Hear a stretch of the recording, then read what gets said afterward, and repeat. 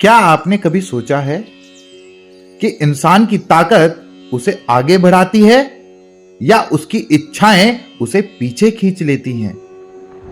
कभी हम स्ट्रांग होते हैं, लेकिन वही स्ट्रेंथ हमें गुस्से, जेलेसी या कंपटीशन में फंसा देती है। आखिर सही स्ट्रेंथ क्या है और प्योर डिजायर कैसी होती है?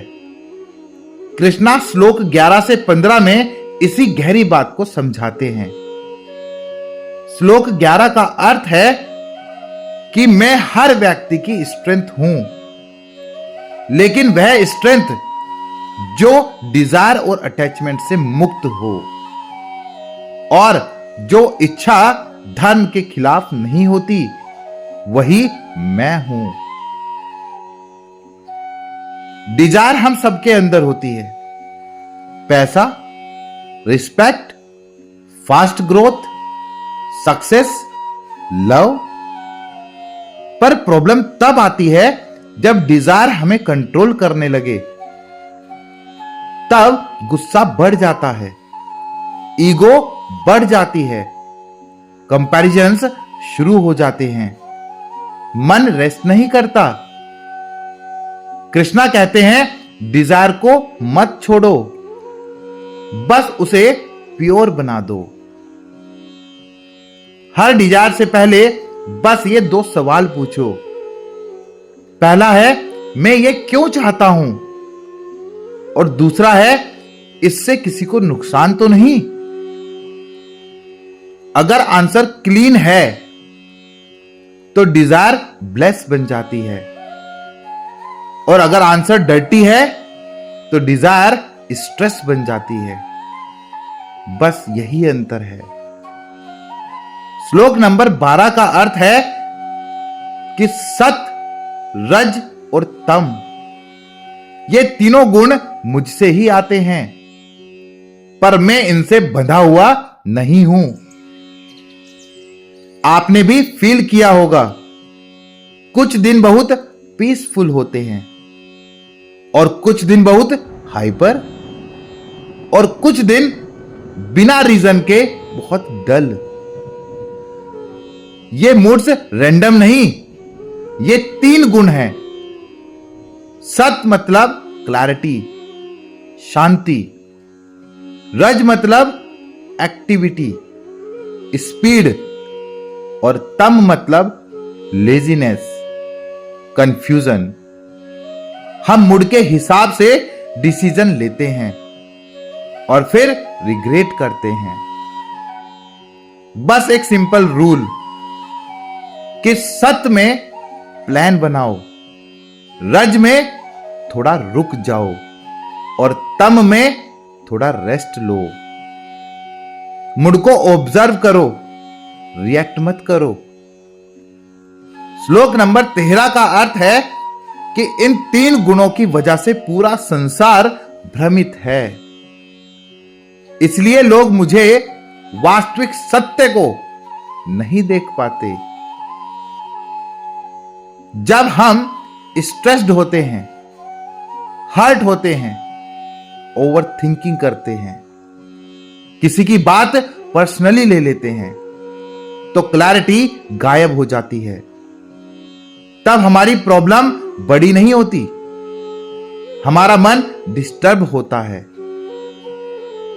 इसी को कृष्णा मोह कहते हैं, यानी मन पर पर्दा। तो 5 मिनट क्लैरिटी रूल्स।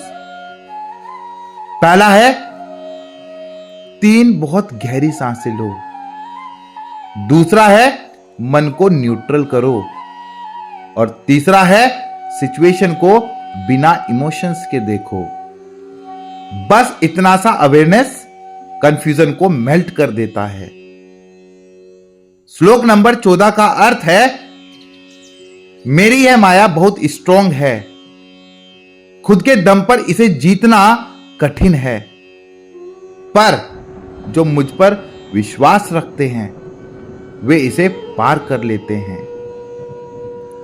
हर इंसान किसी ना किसी पैटर्न में फंसा है, कोई ओवरथिंकिंग में, कोई एंगर, कोई जेलेसी, कोई अटैचमेंट, कोई फोन एडिक्शन।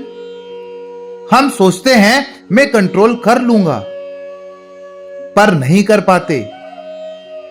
कृष्णा कहते हैं जब तक सिर्फ तुम एफर्ट लगा रहे हो टफ लगेगा, लेकिन एफर्ट के साथ जिस दिन विश्वास आ जाए उस दिन फ्रीडम आ जाएगी।